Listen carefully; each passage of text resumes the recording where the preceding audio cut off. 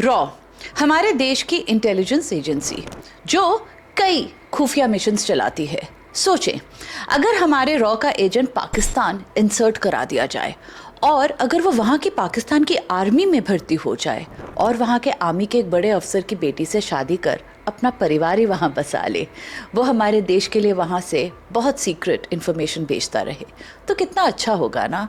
हमारा स्पाई पाकिस्तान की फ़ौज में भर्ती हुए हमारे लिए काम करता हुआ। नहीं, ये कोई नन्हे बच्चों के ख्याली पुलाव की बातें नहीं हैं, ये सच है, 100% सच, क्योंकि ऐसा ही हुआ था। और ये किया था हमारे शेरदिल स्पाई रविंदर कौशिक ने, जिन्हें अपने जज्बे और मिशन की सक्सेस के कारण ब्लैक टाइगर भी बुलाते हैं। जी, ये है कहानी रविंदर कौशिक की। This is the story of black tiger.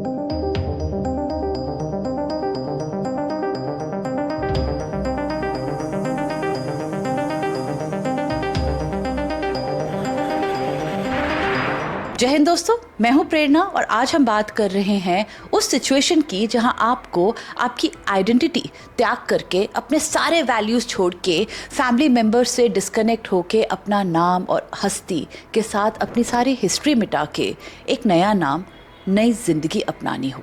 एक नई identity way you can never connect back और get back to your old name, life, family और मेमोरीज, और काम करना हो जिंदगी भर as undercover as a brand new person. जी, ये होता है उन स्पाइस का काम जो इंसर्ट किए जाते हैं परमानेंटली दुश्मन देश में। आज जानते हैं कि कैसे हमारे शेर दिल स्पाई रविंदर कौशिक राजस्थान की गलियों में घूमते घूमते बने पाकिस्तान सिटीजन और एक पाकिस्तानी आर्मी अफसर, Nabi Ahmed Shakir. Chapter 1, making of a spy.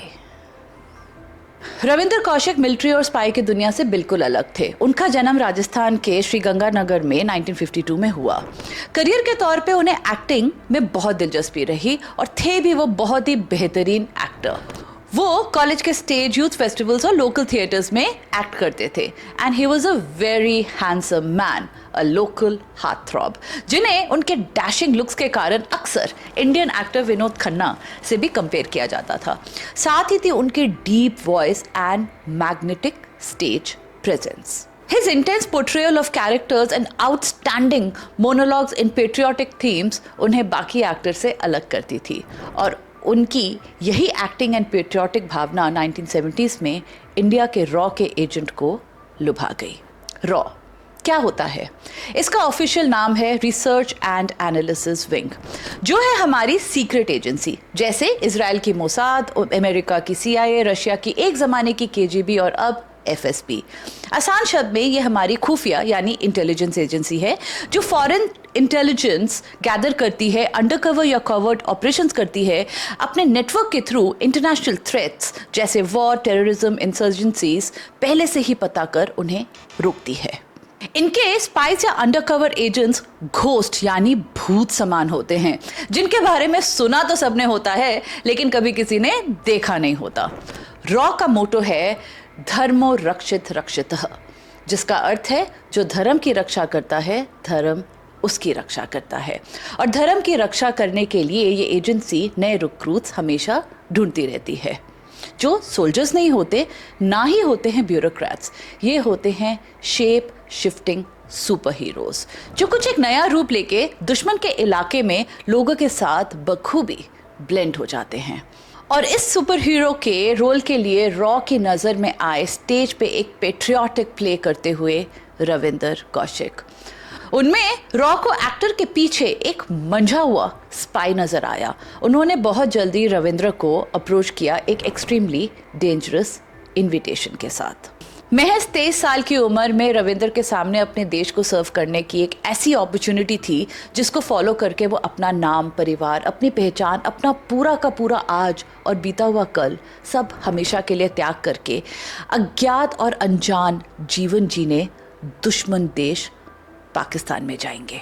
देश की सेवा के लिए उन्होंने बिल्कुल संकोच नहीं किया और ऐसे रविंद्र कौशिक 23 साल का राजस्थानी लड़का अपना एक्टिंग का ड्रीम, परिवार, नाम, अपनी पहचान सब पीछे छोड़ आगे बढ़ गए पाकिस्तान की तरफ।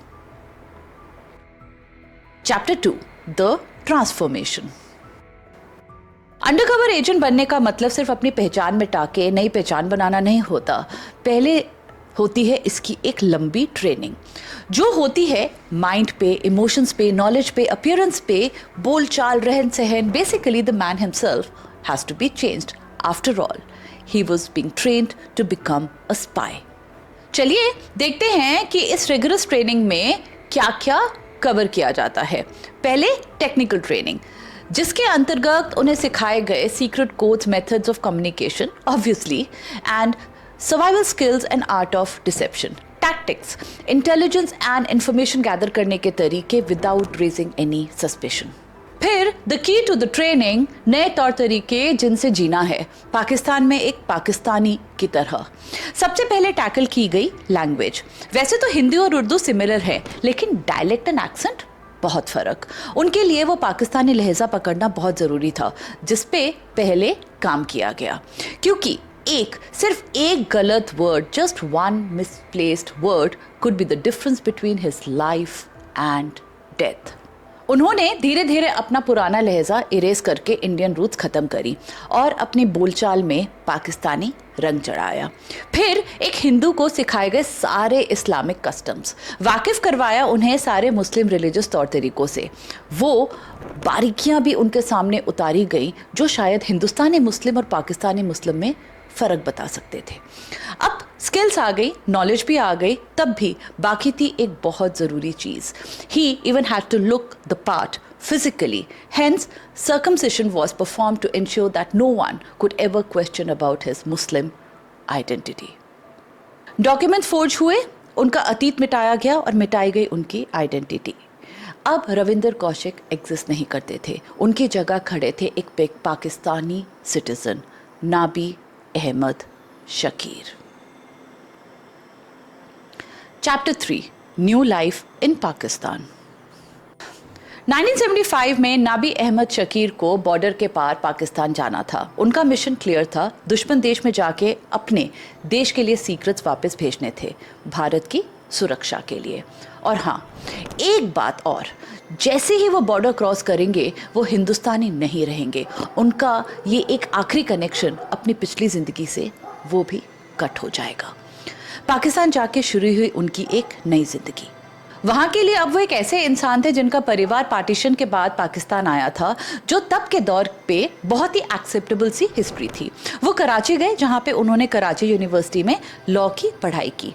अपनी डिग्री ख़त्म करने के बाद उन्होंने पाकिस्तान आर्मी में कमीशन ऑफिसर पोस्ट के लिए अप्लाई किया। ये थोड़ा सा डेंजरस स्टेप था, क्योंकि इसमें हर किस्म के चेक्स होने थे, बैकग्राउंड, मेडिकल, ओरल, रिटन, जिसमें उन्हें हर कदम पे एक पाकिस्तानी और एक मुस्लिम निकल के आना था।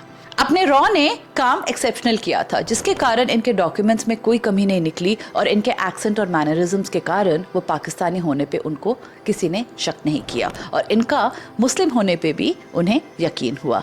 और ऐसे 1979 में रविंद्र कौशिक पाकिस्तान आर्मी में कमीशन्ड ऑफिसर के तौर पे दाखिल हुए। अब उनके आर्मी ऑफिसर होने के नाते कई classified military intelligence, operational details, troop movements and war strategies Hindustan को मिलने लगी। He had done what no other could do. जैसे हमें पता है, he was an extremely handsome man और अब थे वो एक extremely good looking Pakistani army officer. So जब वो सोशल गैदरिंग्स में आ जाते तो जाहिर है अटेंशन तो मिलती, और इसी अटेंशन के मिलते इनकी अटेंशन एक सीनियर ऑफिसर की बेटी पे गई, अमानत, जिन्हें कई सोर्सेस आमना भी कहते हैं। Why two names and no confirmation, ये आपको मैं बाद में समझाऊंगी, but for now let's get back to their आंख में चोली। रविंदर पाकिस्तान की आर्मी के सोशल गैदरिंग में अमानत से मिले, जिनसे वो अक्सर मिलने लगे। उनके इस मिलने मिलाने के सिलसिले में उन्हें अमानत से मोहब्बत हो गई। ये प्यार का सिलसिला रॉ के प्लान में नहीं था, पर मोहब्बत अब पूछ के थोड़ी होती है, बस हो जाती है। बात आगे बढ़ी और 1979 या 80 के करीब इन दोनों की शादी हुई और कुछ एक साल के बाद इनका एक बेटा हुआ। ये प्यार, मोहब्बत और शादी चाहे रॉ के प्लान का हिस्सा नहीं हो, लेकिन ये रॉ एंड मिशन के लिए बहुत फायदेमंद साबित हुई, क्योंकि ये रविंदर के कवर को और स्ट्रॉन्ग बना रही थी। अब वो पूरे तरीके से पाकिस्तानी बन चुके थे, एक आर्मी ऑफिसर, एक पति और एक पिता। तो क्या बदला, क्या हुआ ऐसा जो इनका कवर डिस्ट्रॉय हो गया? वेल, एक गलती, इनकी अपनी नहीं, किसी और की। Chapter 4, the mistake. Ravinder Kaushik यानी नाबी अहमद शकीर अब कुछ 8 साल पाकिस्तान में रह चुके थे और हर किस्म से वहीं के बन चुके थे। He was a loyal national, well Indian national, loyal husband and a loyal father. Then what changed? A mistake, perhaps of raw and another raw agent. Spice का काम कम्युनिकेशन पे डिपेंडेंट रहता है, passing information back to your own country safely, जिसके लिए कई खुफिया तरीके होते हैं, जिनमें से होता है एक लोकल हैंडलर का या कोरियर, जहां आप इंफॉर्मेशन लोकली पहुंचाते हैं एंड देन वो हैंडलर या कोरियर आगे उसे अपने देश तक पहुंचाता है। बस इसी नेटवर्क को स्ट्रांग बनाने के लिए और रविंदर को सपोर्ट देने के लिए इंडिया ने एक और एजेंट पाकिस्तान में इंसर्ट करने की सोची, इनायत मसीह। इनायत मसीह रविंद्र की तरह एक हाईली स्किल्ड स्पाई नहीं थे। He was supposed to be a local operative, a courier. Hence उनकी ट्रेनिंग रविंद्र की तरह डीप नहीं थी। इनायत का कवर और ट्रेनिंग थोड़ी वीक थी। उनके नर्वस बिहेवियर और मैनरिज्म्स के कारण उन पे पाकिस्तानी एजेंसी आईएसआई को शक होने लगा, जिसके लिए उन्हें गिरफ्तार किया गया। During interrogations and torture Inayat broke down and उन्होंने आईएसआई को बता दिया कि उन्हें पाकिस्तान भेजा गया था एक दूसरे इंडियन एजेंट की हेल्प करने के लिए। ऐसे पाकिस्तान को हमारे सबसे successful and important spy Ravinder Kaushik उर्फ नाबी अहमद शकीर के बारे में पता चला। आईएसआई ने इमीडिएटली कोई एक्शन नहीं लिया।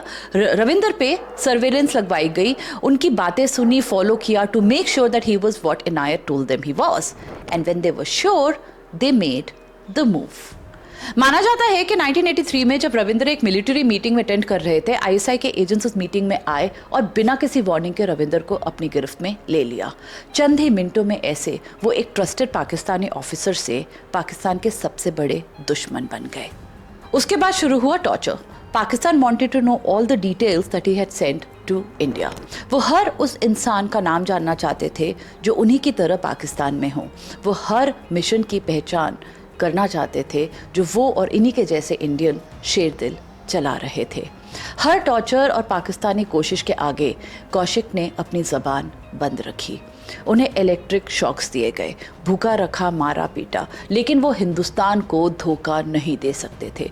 वो चुप रहे और चुपचाप टॉर्चर सहते रहे, सालों तक पाकिस्तान की जेल के अंधेरे सेल्स में। Chapter 5, the forgotten hero. 1985 में रविंदर कौशिक को डेथ सेंटेंस सुनाया गया। पहले वो सियालकोट जेल में थे, फिर उन्हें भेजा गया मियांवाली जेल में, जो माना जाता है as one of the most notorious prisons for torture. Back in India उनके पिता अपने बेटे के अरेस्ट की खबर सुन के कुछ ही सालों में चल बसे। उनकी माँ इंडियन गवर्नमेंट से पुकार करती रही, अनेक चिट्ठियां लिखी उन्होंने इंडियन गवर्नमेंट को, ministry of external affairs, prime minister and intelligence officials को। भीख मांग रही थी वो अपनी छुट्टियों में कि एक बारी रविंदर को ऑफिशियली अपनी सर्विस की इज्जत दे दें। उन्हें डिप्लोमेटिक एफर्ट से, प्रिजनर्स एक्सचेंज से वापस लेके आए। उन्होंने देश के लिए जो सैक्रिफाइस किया है उसको एक्नॉलेज करें, लेकिन रॉ और सरकार चुप थी। They maintain their no comment policy. ऐसे में सभी एजेंसीज की यही एक स्टैंडर्ड प्रोटोकॉल होता है। भगवान ना करे अगर आपका एजेंट पकड़ा जाए तो होम कंट्री उन्हें अपना कहने से डिनाई कर देती है। It's sad but it's true for all intelligence agencies across globe. अब इस कारण officially Ravinder Kaushik the spy never existed, और अगर एग्जिस्ट ही नहीं करते थे तो रिलीज के एफर्ट कैसे होंगे? उनकी माता जोर लगाती रहीं और हर दरवाज़ा खटखटाती रहीं, लेकिन कोई भी दरवाज़ा खुला नहीं। इंडिया ने नेगोशिएट नहीं किया, कोई डिप्लोमेटिक प्रेशर नहीं डाले और कोई भी प्रिजनर एक्सचेंज नहीं हुआ। छोड़ दिया रविंदर को पाकिस्तान की जेल में, उनकी यादें धुंधली होने के लिए 18 साल तक। जी, 1983 में अरेस्ट हुए रविंदर कौशिक पाकिस्तानी जेल में जीते रहे, बस इंतज़ार करते कमज़ोर होते रहे, उनके टॉर्चर सहते रहे। माना जाता है कि उन्होंने कई चिट्ठियां लिखी और स्मगल करवाई अपने परिवार को अपने हालात बताने के लिए, और एक चिट्ठी में उन्होंने कहा क्या भारत जैसे बड़े देश के लिए कुर्बानी देने वालों को यही मिलता है? 26 नवंबर 2001 को रविंदर कौशिक ने मियांवाली जेल में अपनी मौत को गले लगाया। यह तारीख मोस्ट एक्सेप्टेड डेट है उनकी डेथ की। Cause of death pulmonary tuberculosis and heart disease को बताया गया। उनकी माता ने अपनी एक इंटरव्यू में कहा, मेरे बेटे ने देश के लिए जान दे दी और देश ने उसे भुला दिया। और उनके पिता जो अरेस्ट के कुछ ही सालों में चल बसे थे, उनके बारे में उनकी माता ने कहा, पति तो रवि के गम में ही चले गए। रविंदर और उनकी फैमिली को आज तक कोई ऑफिशियल रिकग्निशन, मेडल या अपॉलॉजी नहीं मिली। ये स्पाइस की लाइफ का एक बहुत दर्दनाक सच है। जब तक इन्फॉर्मेशन आती है तब तक सब ठीक, जब उनका कवर खुलता है then they stop existing for their home country, unlike the men in uniform. रॉ की इंस्ट्रक्शंस के कारण जब तक वो पाकिस्तान जेल में जिंदा थे, उनके letters and connection with the family के बारे में बोलने पे हर किस्म की पाबंदी लगवाई हुई थी। Hence the family did not come forward. But after his death उनके छोटे भाई राजेश्वर नाथ कौशिक ने उनके सर्विस को पहचान दिलाने के लिए कई कैंपेन्स चलाए। उनकी मदर ने Dainik Bhaskar, Rajasthan Patrika, Tribune and outlook India जैसे मीडिया वालों को इंटरव्यूज देने शुरू करे। माना जाता है कि इंदिरा गांधी ने उन्हें द ब्लैक टाइगर का टाइटल दिया, लेकिन उनकी सर्विस कभी भी एक्नॉलेज नहीं की, नॉट इवन पॉस्ट्यूमसली, यानी मृत्यु के बाद भी। इन सब में एक और साइलेंट विक्टिम है, अमानत या आमना, अब जो नाम पुकारना चाहें, रविंदर की वाइफ। उन्हें कोई खबर नहीं थी अपने पति का स्पाई होने के बारे में। उन्हें तो उनसे मोहब्बत असल में ही हुई थी। उनका तो घर नाबी अहमद शकीर के साथ सच में ही बसा था। उनका बेटा भी असल ही था। उन पे क्या बीती? वेल, ये सिचुएशन दोनों देशों के लिए सुपर सीक्रेट रखना बहुत ज़रूरी था, जिस कारण उनकी और उनके बेटे की आइडेंटिटी हमेशा के लिए छुपा दी गई। कोई ट्रेस नहीं है उनका कि वो कहाँ हैं, क्या करते हैं। So much so that she is known by 2 names, Amna and Amanat, and their son. कुछ लोग कहते हैं he died a long time ago, some say that he lives even today, but no one knows. पिता चल बसे, माँ चिट्ठियाँ लिखते लिखते चली गई, भाई कैंपेन करते रहे और वाइफ और बच्चा गुमनामी में ही कहीं खो गए। मत होने दो ये। रॉ एंड इंटेलिजेंस एजेंसीज के हाथ बेशक बंदे हों, लेकिन हमारे तो नहीं बंदे। लेट्स इंश्योर कि इस शेर दिल रविंदर कौशिक की गाथा, उनका देशभक्ति का जज्बा और उनका सैक्रिफाइस वेस्ट ना हो। Let's all gather and salute the man who, without wearing a uniform, served his nation, our nation, and sacrificed his life for us. आप प्लीज़ कमेंट्स में लिख के ज़रूर बताएं कि आप रविंदर कौशिक को कैसे ऑनर होता देखना चाहते हैं, because it deserves every bit of respect and honour from us and our country. मैं इस वीडियो के ज़रिए भी ये एक छोटी सी कोशिश कर रही हूँ कि आप और मैं, हम सब मिलके उस महान देशभक्त रविंदर कौशिक को सलाम करें और साथ ही नमन करें उन माता पिता का जिन्होंने उन्हें जन्म दिया। इस सलाम के साथ मैं आपसे इजाज़त चाहती हूँ। फिर मिलूंगी अगले हफ्ते एक और जर्नी के साथ। तब तक के लिए स्टे देसी, स्टे इंडियन।